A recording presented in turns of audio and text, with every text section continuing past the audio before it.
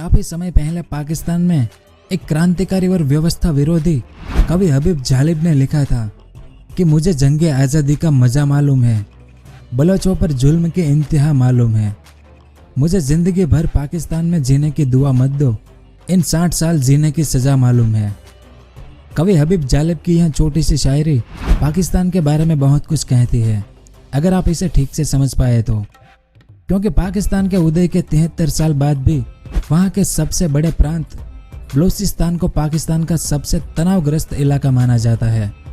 और आजकल से नहीं, बल्कि जब से देश का बंटवारा हुआ है तब से बलूचिस्तान की हालत खराब है। बहुत दुखद इतिहास है बलूचिस्तान और वहाँ के लोगों का, जो आज इस वीडियो में हम पूरा जानेंगे। तो वीडियो के अंत तक हमारे साथ बने रहिए, क्योंकि पाकिस्तान के बारे में बहुत कुछ जानने को मिलेगा आपको। सबसे पहले तो आप इस इमेज में देखें, यह पाकिस्तान है और पाकिस्तान में समुद्र की ओर यह इतना बड़ा इलाका बलूचिस्तान प्रांत है। असल में बलूचिस्तान की समस्या भारत विभाजन से जुड़ी हुई है। विभाजन में तय हुआ कि भारत और पाकिस्तान दो अलग देश हो गए, लेकिन उन रियासतों को लेकर कोई सीधा फैसला नहीं हुआ। जो रियासतें ब्रिटिश साम्राज्य के अधीन तो थी, पर उन पर ब्रिटिश हुकूमत का सीधा शासन नहीं था। ऐसी रियासतें अपने आंतरिक फैसले लेने के लिए स्वतंत्र थी और कुछ संधियों के तहत ब्रिटिश साम्राज्य का हिस्सा थी। आज़ादी के समय बलूचिस्तान प्रांत 4 अलग अलग रियासतों में बटा हुआ था: कलात, खारान, लासबुला और मकरान। बलूचिस्तान प्रांत की यह 4 रियासतें ऐसी थी जिस पर ब्रिटिश साम्राज्य का सीधा शासन नहीं था। इन रियासतों को यह अधिकार दिया गया कि यह भारत और पाकिस्तान दोनों में से किसी भी देश के साथ विलय कर सकती है या फिर खुद को एक स्वतंत्र राष्ट्र भी घोषित कर सकते हैं। बस यहीं से बलूचिस्तान का दुखद इतिहास शुरू हुआ। इन 4 रियासतों में से मकरान, लासबेला और खारान ने तो मोहम्मद अली जिन्ना के दबाव में पाकिस्तान में अपना विलय कर लिया, लेकिन कलात के खान मीर अहमद यार खान ने खुद को स्वतंत्र घोषित कर दिया।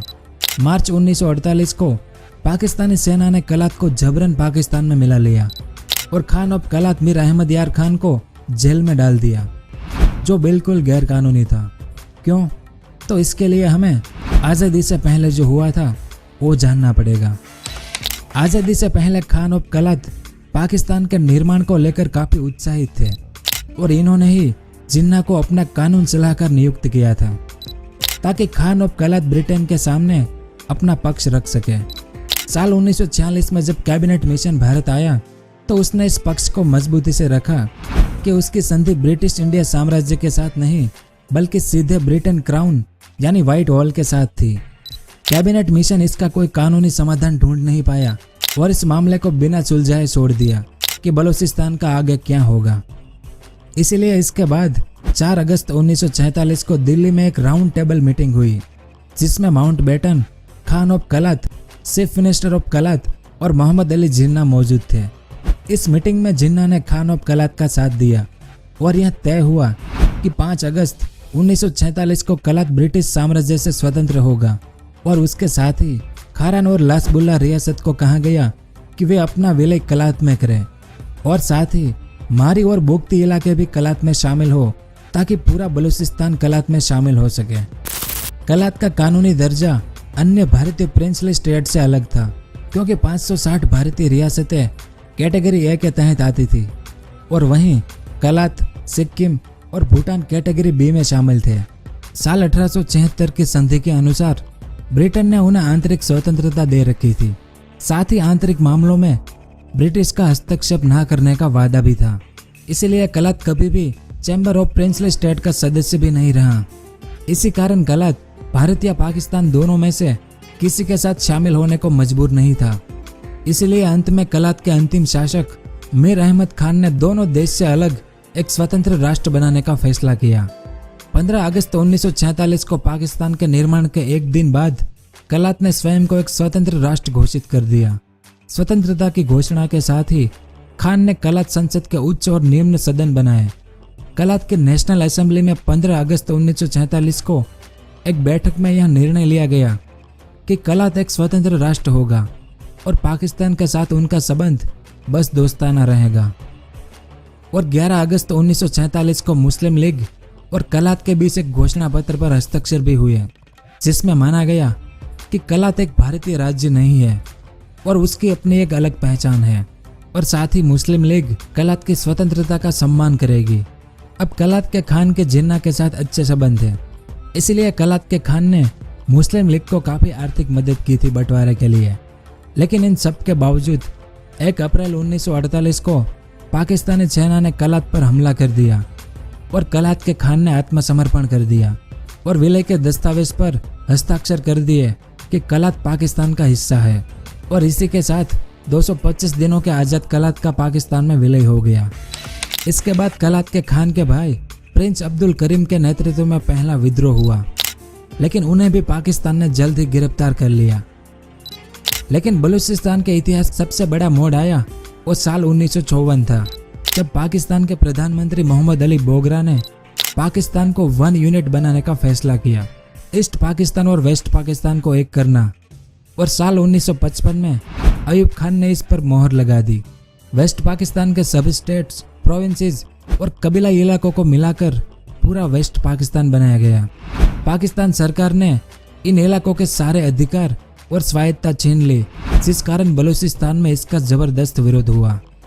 अक्टूबर 1957 में बलूच नेताओं ने पाकिस्तानी राष्ट्रपति इस्कंदर मिर्जा से मुलाकात की और कलात को पाकिस्तान 1 यूनिट से बाहर रखने की मांग की, लेकिन अयूब खान ने ऐसा करने से मना कर दिया, जिस कारण बलूचिस्तान में विद्रोह शुरू हो गया। 6 अक्टूबर 1958 को अयूब खान ने पाकिस्तान आर्मी को बलूचिस्तान में भेजा और कलात के खान के सहयोगियों को गिरफ्तार कर लिया।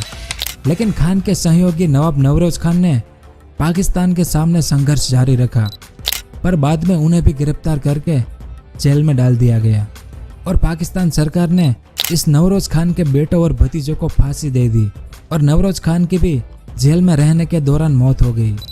यानी इस पूरे परिवार को पाकिस्तान ने मिटा दिया और साथ ही इस पूरे संघर्ष में हजारों बलूच लोग मारे गए। इसके बाद साल 1973 में एक बार फिर बलूच और पाकिस्तान आर्मी के बीच संघर्ष हुआ, जिसमें हजारों की संख्या में फिर से लोग मारे गए। साल 1971 के चुनाव में जहां पश्चिमी पाकिस्तान के सभी प्रांतों में पीपीपी की जीत हुई, वहीं बलूचिस्तान और एनडब्ल्यूएफपी में यानी नॉर्थ वेस्ट फ्रंटियर प्रोविंस में नेशनल अवामी पार्टी की जीत हुई, जो कि बलूचों की पार्टी थी।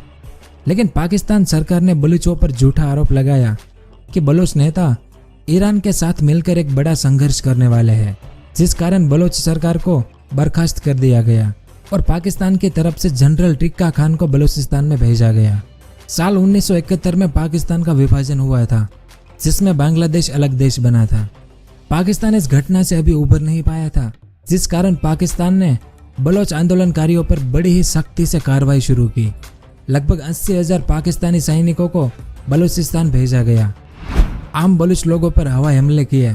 बलूचिस्तान की तरफ जाने वाले सभी रास्ते भी बंद कर दिए गए, इसलिए ज्यादातर बलूच नेता अफगानिस्तान भाग गए और ये 60 के दशक में हुए विद्रोह से काफी बड़ा विद्रोह था, क्योंकि इसमें भी अनगिनत लोग मारे गए थे।